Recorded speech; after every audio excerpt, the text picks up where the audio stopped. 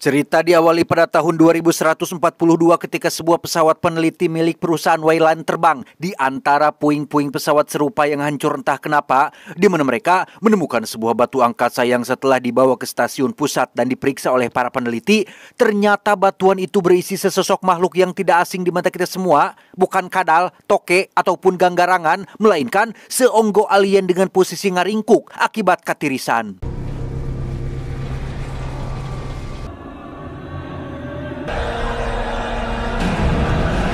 Dan inilah alien Romulus.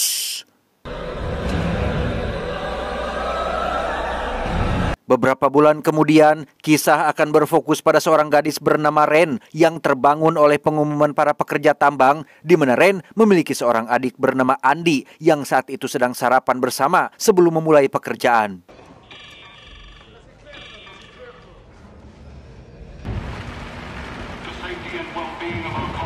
Diketahui jika Ren dan Andi tinggal di sebuah planet bernama Jackson Star, planet yang berjarak kurang lebih 65 tahun cahaya dari planet Bumi, sangat jauh dan sangat mustahil dijangkau apabila memakai kendaraan konvensional, kecuali Anda teman dekatnya Doraemon. Nah, Ren dan Andi dan semua orang yang ada di sini adalah para pekerja tambang yang terikat kontrak dengan perusahaan Wayland untuk menambang sumber daya alam di planet ini, di mana Ren sendiri tampak sangat gembira setelah ingat jika masa kontraknya sudah hampir habis karena ia dan Andy punya cita-cita untuk pergi ke sebuah planet bernama planet Ifaga yang diketahui memiliki kondisi hampir sama seperti planet Bumi. Full name and occupation, please. Marie Rains Cardy, ma'am.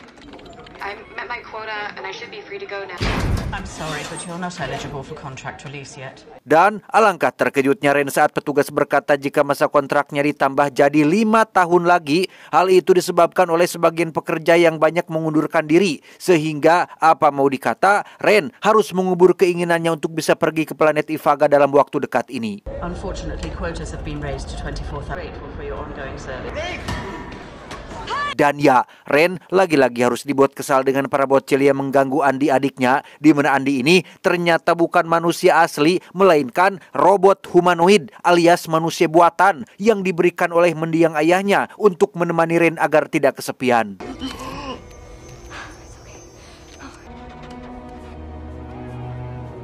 Tak lama, teman Ren pun menelepon dan mengajaknya untuk berkumpul. Yang setibanya mereka berdua di sana, teman-teman pun memberitahu jika kemarin mereka menemukan sebuah stasiun antariksa yang terbengkalai melayang dekat sekali dengan planet ini. Mereka sangat yakin jika stasiun antariksa sebesar itu pastinya memiliki kapsul cryosleep alias kapsul tidur yang biasa digunakan untuk melakukan perjalanan panjang. Dengan fakta bahwa semua orang ingin pergi ke planet Ifaga, teman-teman pun punya ide untuk mencuri kapsul tersebut agar bisa melakukan perjalanan menuju planet Ifaga tanpa harus menunggu masa kontrak kerja mereka habis. Why are we all sitting around here waiting for travel permits that they're never going to give to us? Before someone else does. You guys are insane. Alasan kenapa mereka mengajak Ren adalah sebenarnya bukan karena Rennya, tapi lebih kepada si Andinya. Andi ini ternyata adalah satu dari sekian banyak robot humanoid yang diproduksi oleh perusahaan Wayland dan diketahui memiliki akses tak terbatas ke semua hal yang berhubungan dengan ciptaan Wayland. Nah, mereka membutuhkan Andi untuk membuka akses masuk menuju kapsul tersebut karena hanya Andilah satu-satunya orang, satu-satunya manusia buatan yang dapat melakukannya.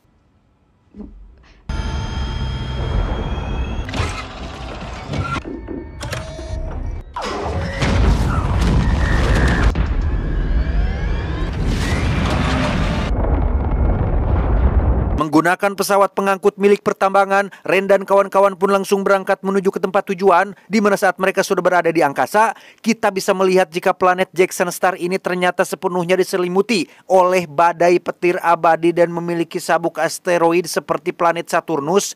Di sini jugalah Ren untuk pertama kalinya bisa melihat cahaya matahari yang jika mereka bisa mendapatkan kapsul tidur tersebut, maka perjalanan menuju ke sana akan seperti hanya 1 malam saja, dan di sana mereka bisa menikmati cahaya matahari hampir setiap hari.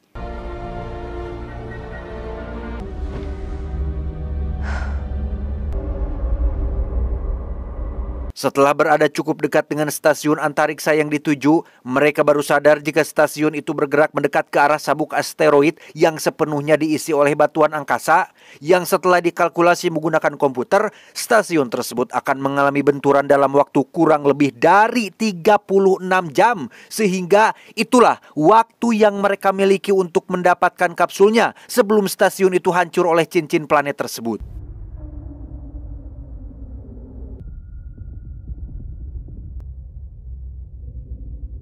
Setelah pesawat terhubung dengan pintu masuk stasiun, kini giliran Andi lah yang akan berperan membukanya dan sesuai yang direncanakan, Andi bisa dengan mudah membuka pintu masuknya.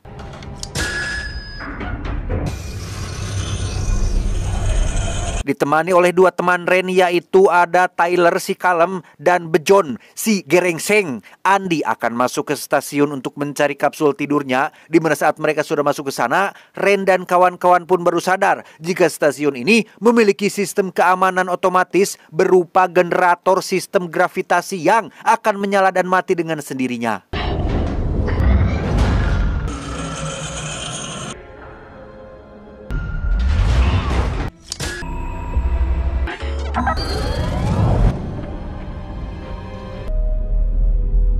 Setelah beberapa saat berkeliling, mereka berhasil menemukan kapsul tidurnya. Namun masalahnya adalah daya atau bahan bakarnya hanya akan bertahan selama 3 tahun saja. Sedangkan perjalanan menuju ke planet Ifaga membutuhkan waktu 9 tahun. Bejo sempat putus asa dan murang-mareng. Berbeda dengan Tyler yang langsung menemukan solusi untuk masalah ini, yaitu sebuah ruangan berisi bahan bakar kapsul yang letaknya berada di ujung lorong.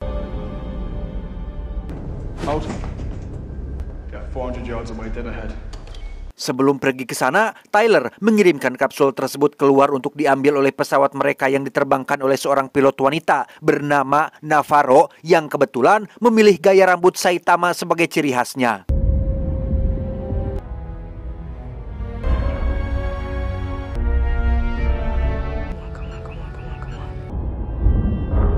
Di saat yang sama, adik Tyler yang bernama Kai pun mendadak muntah angin lenca yang setelah Ren telusuri, ternyata si Kai ini sedang hamil muda hasil hubungannya dengan seorang gadun, di mana Kai sengaja menyembunyikan hal ini karena takut dimarahi oleh Tyler kakaknya. Oh, girl.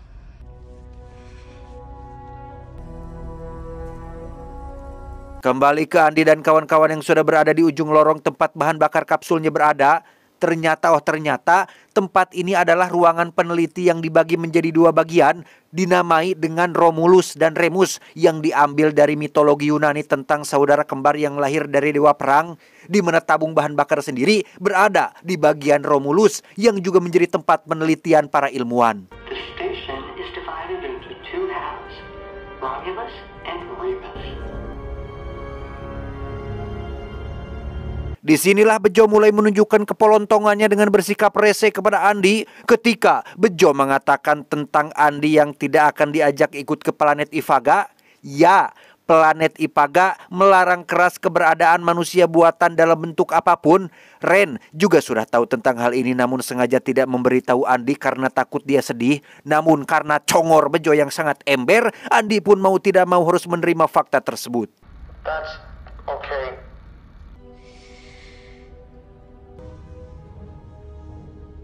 Tiba di lab Romulus, Bejo menemukan alat sengat listrik yang tergeletak begitu saja. Di mana saat Bejo iseng membuli Andi menggunakan alat sengat tersebut, tiba-tiba... It's a joke. Well, watch out. Ya, Bejo nyaris terjatuh ke dalam lubang yang sepertinya diakibatkan oleh tumpahan cairan kimia berbahaya. Namun yang mengejutkan adalah ada seonggok manusia buatan sama seperti Andy tergeletak mati dengan kondisi setengah badan.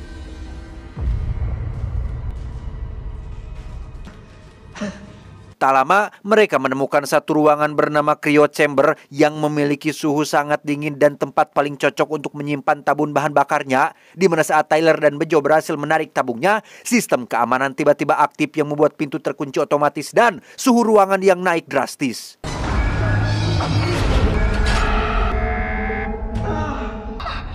What's happening? Andi sempat mencoba membuka pintunya tapi gagal sehingga Ren dan Navarro pun mau tidak mau harus turun tangan langsung membuka pintu tersebut dari luar.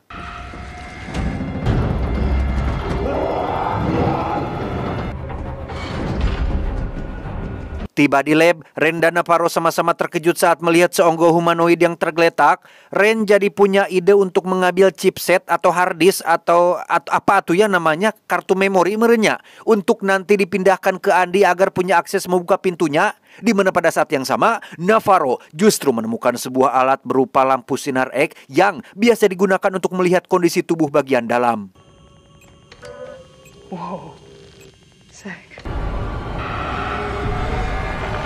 Ketika Tyler dan Bejo masih sedang mengambil tabung bahan bakarnya, Andy sendiri pergi ke bagian belakang dan menemukan puluhan spesies yang sengaja dibekukan. Namun sepertinya spesies-spesies ini akan bangun seiring dengan meningkatnya suhu ruangan.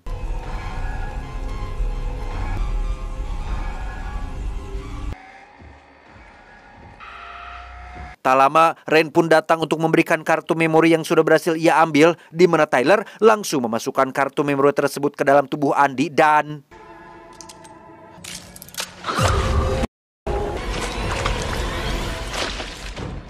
Ya, celakalah mereka semua ketika spesies ini bangun dan masuk ke dalam air, sehingga terjadilah ketegangan luar biasa saat Tyler dan Bejo harus bertahan hidup dari para spesies yang berusaha lompat ke wajah mereka.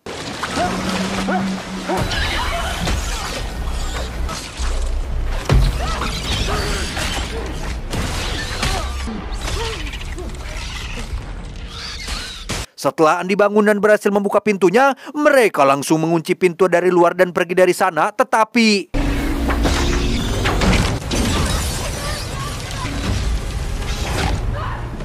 Ya, satu alien berhasil loncat ke wajah Navarro, di mana saat mereka berusaha melepaskannya, ekor makhluk itu malah semakin mencekik lehernya. Di tengah kebingungan itu, Andy tiba-tiba menjadi sangat cerdas dengan mengatakan bahwa makhluk itu sedang menghirup oksigen melalui tubuh Navarro, yang mana pengetahuan Andy ini didapat dari kartu memori yang tadi juga ia telah pasangkan, yang juga telah meningkatkan sistem motorik pada tubuh robotnya. That new module didn't just upgrade my credentials.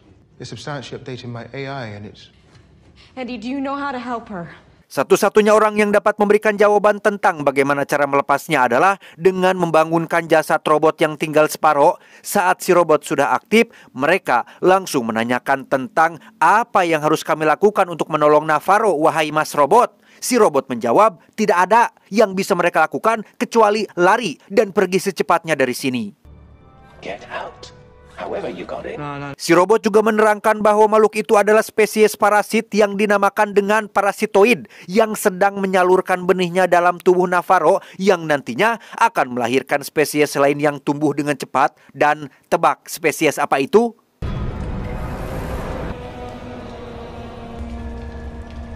Ya, itu adalah Xenomorph XX-121 alias alien yang kita kenal selama ini. Si alien telah menimbulkan kekacauan yang menewaskan semua kru pesawat sampai akhirnya pihak keamanan datang menembaki tubuhnya, menggantungnya di atas plafon. Darah yang mengucur dari tubuhnya ternyata adalah zat asam dan menimbulkan lubang pada lantai. Dead.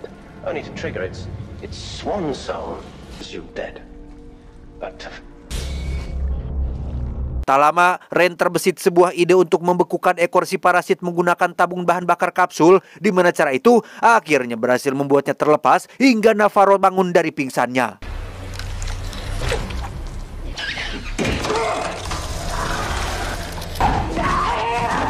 Alih-alih mengira ini sudah berakhir, si robot secara pribadi memberi saran kepada Andy untuk jangan pernah membiarkan Navarro keluar dari stasiun, karena jikalau itu terjadi, maka teman-temannya, bahkan seluruh populasi manusia di planet Jackson Star akan mati oleh makhluk yang nanti keluar dari dalam tubuh Navarro.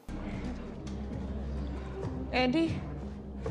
Dengan cepat Andy mencegat Bejo yang akan membawa Navarro keluar dari stasiun ini, di mana Bejo yang temperamen pun langsung menyengat Andy dengan listrik dan... Let's go. Bejo langsung membawa Navarro kembali ke pesawat meninggalkan Ren, Tyler, dan Andy yang masih berada di sana, di mana Andy dengan cepat bangun dan kembali mencegah mereka pergi, tetapi...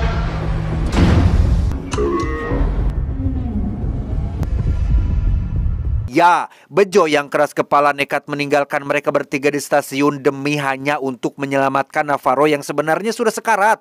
Di mana Kai yang baru bangun bobo pun langsung menghampiri Navarro yang tiba-tiba mengerang kesakitan. Penasaran dengan apa yang bergerak-gerak di dalam tubuhnya, Navarro pun menggunakan lampu sinar X untuk memeriksa dan...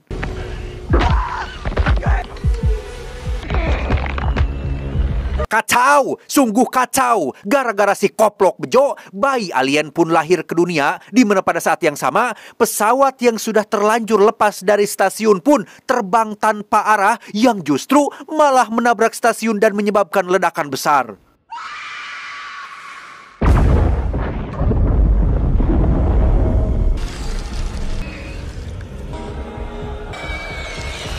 Akibat ledakan itu, stasiun pun bergerak lebih cepat menuju sabuk asteroid. Benturan yang tadinya akan terjadi dalam 36 jam, kini menjadi sekitar 46 menit lagi. Sehingga, bejo, gara-gara ente semuanya menjadi kacau, cok.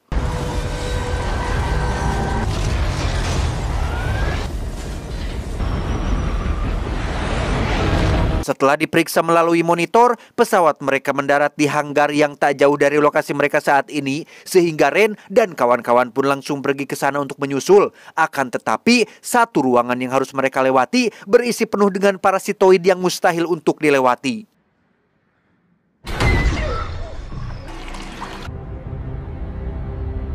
Andy dengan pengetahuan barunya memberitahu jika parasitoid tidak memiliki mata dan mendeteksi manusia melalui suara dan hawa panas, sehingga satu-satunya cara untuk mereka bisa lewat adalah dengan berjalan secara perlahan, tenang, dan tanpa menimbulkan suara.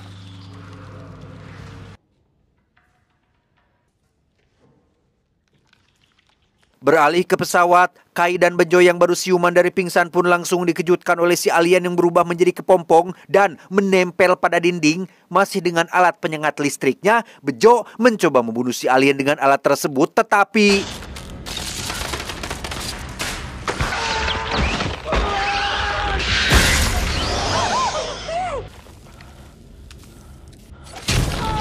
Ya, mamam, Bejo si beban menjadi orang pertama yang mati, di mana Kay yang tak bisa membuka pintu pesawat pun menghubungi Tyler kakaknya melalui telepon tanpa tahu jika saat ini Tyler sedang berada dalam situasi krusial yang menuntutnya untuk tetap tenang.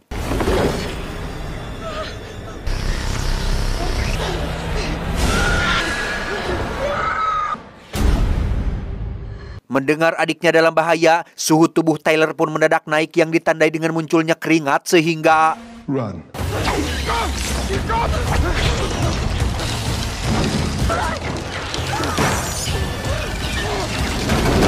Ya, mereka bertiga berhasil selamat berkat Andy yang menutup pintu dengan akurat, di mana Kay sendiri harus berjuang sendirian dalam detik-detik menegangkan ketika si alien yang sudah dewasa berjalan tepat di atasnya.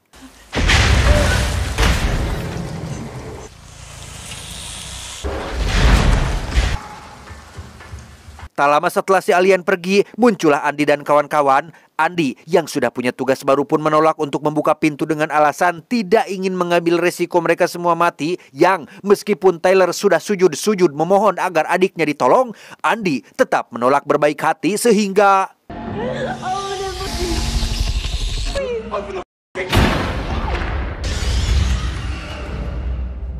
Entah bagaimana nasib Kai sekarang, Andy membawa Tyler dan Ren menaiki sebuah lift cepat menuju laboratorium Romulus yang berada di dasar stasiun untuk diperlihatkan dengan kenyataan yang sesungguhnya.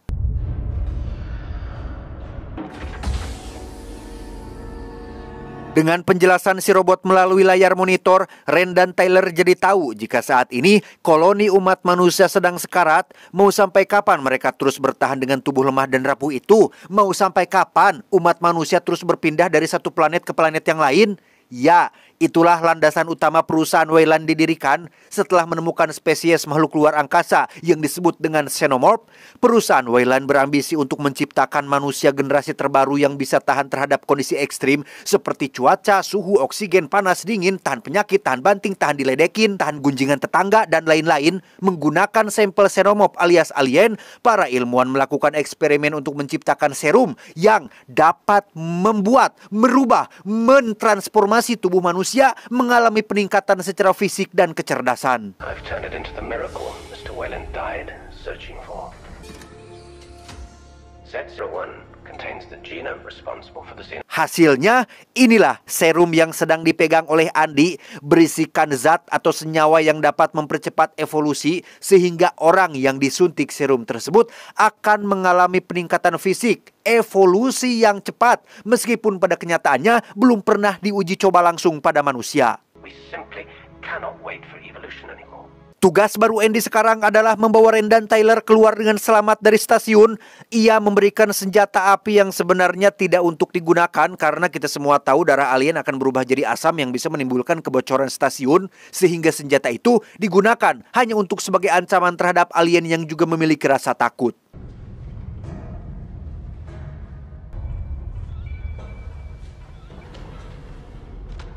Tepat saat benturan tinggal 20 menit lagi, Andi dan kawan-kawan pun bergegas keluar melalui jalur lain yang ternyata sudah dipenuhi dengan materi hitam yang menjadikan tempat itu layaknya gua menyeramkan. Baru saja akan kembali ke atas menggunakan lift, Tyler tiba-tiba mendengar suara Kai adiknya dan langsung berlari menuju sumber suara tersebut. Okay.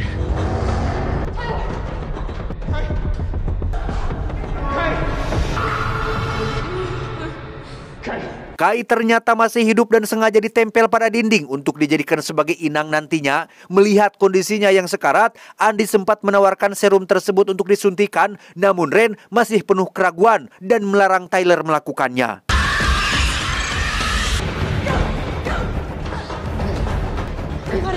Sesampainya di depan lift, Tyler terpaksa mengorbankan dirinya sendiri ketika satu alien akan menyerang Ren dan adiknya. Ia menjadi orang ketiga yang mati, menyusul teman-temannya yang lain.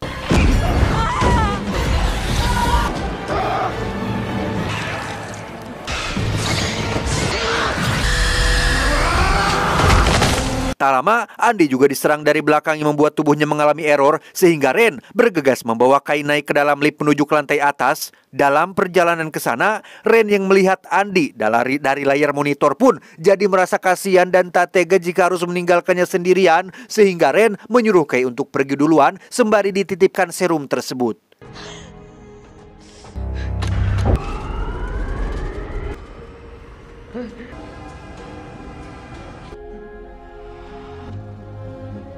Setelah Ren turun menggunakan tangga, Kai sendiri mulai ketar-ketir dengan kondisi kehamilannya. Tak ingin situasi semakin buruk, Kai berinisiatif menyuntikkan satu serum ke dalam tubuhnya, berharap mengalami peningkatan fisik untuk membuatnya tetap hidup.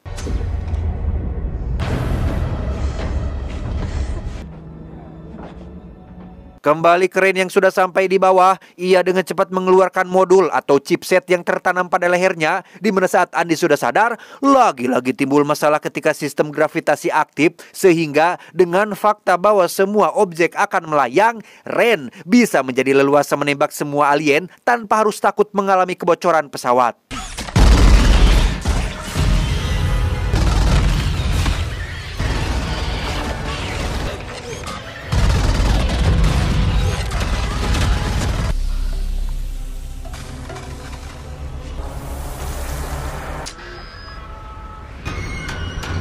Tiba di jalur lift, mereka hanya tinggal melompat dan akan meluncur dengan sangat cepat. Namun karena satu alien berhasil meraih kaki Ren, ia pun harus tertinggal dengan Andi yang sudah meluncur duluan. Lepas dari alien, Ren lagi-lagi harus menghadapi masalah baru yang jauh lebih berat, yaitu ketika sistem gravitasi mati, yang tentu saja akan membuatnya jatuh bebas, dan inilah yang terjadi.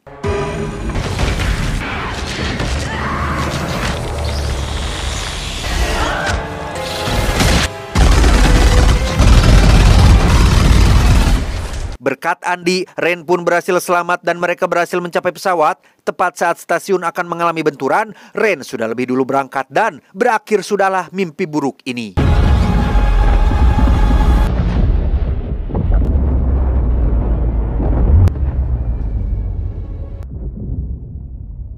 Dengan kapsul yang sudah ada di sana, Ren akhirnya bisa pergi ke planet Ivaga sesuai cita-citanya. Sementara ia dan Kai akan tidur di kapsul Kryo, Andi sendiri akan dinonaktifkan sembari dicas kabel Type-C. Namun, baru saja Andi di-off-kan, Ren harus menghadapi masalah baru ketika Kai melahirkan bayi pertamanya, yang ternyata efek dari senyawa yang ia suntikan merubah janinnya menjadi benih alien dalam bentuk telur yang langsung jatuh ke ruangan kargo yang berada di bawah.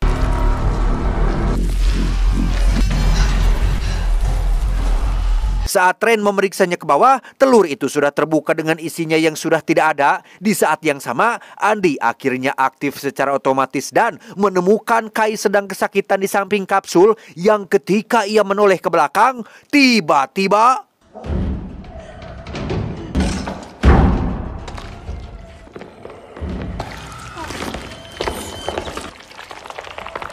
ya, inilah The Offspring, spesies hibrida hasil dari pencampuran antara manusia dan alien, di mana makhluk ini langsung menyerang Andy dan menghabisi Kai yang notabene adalah ibu kandungnya sendiri.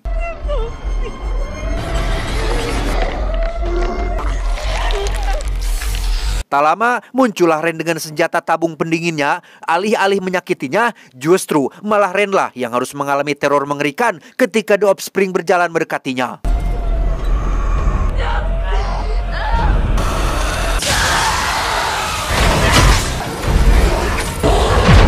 Lolos dari makhluk itu, Ren dengan cepat memakai baju astronot seiring dengan munculnya ide untuk mengeluarkan si makhluk menggunakan ruangan kargo, di mana saat Ren sudah turun ke bawah dan masih melakukan serangkaian prosedur pelepasan, si makhluk ternyata nyusul duluan dan langsung menghantam Ren hingga terlempar. Melihat zat asam yang berada dalam telur, Ren pun terpikir untuk memanfaatkannya dan inilah yang terjadi.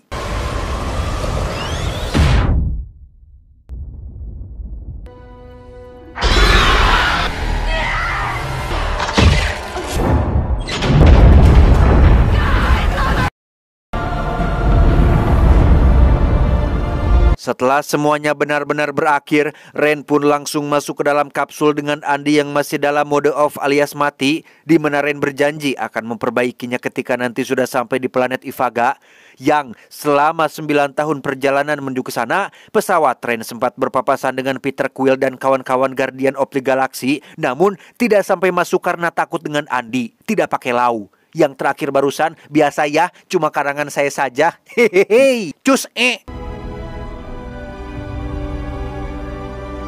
Tamat ending yang sangat menegangkan. Pesan yang bisa kita ambil dari sosok Bejo adalah belajarlah menerima pendapat orang lain dan jangan menjadi keras kepala, karena tidak selamanya kita memahami segala sesuatu. Ingat, terkadang cara terbaik untuk menasehati orang yang keras kepala keterlaluan adalah dengan diam dan membiarkannya kejedot. Hidup ini tentang Anda, bukan tentang mereka yang mempersulit kehidupan mereka sendiri. Saya John, mewakili jajaran direksi yang bertugas, mengucapkan terima kasih dan sampai jumpa di video selanjutnya. Adios.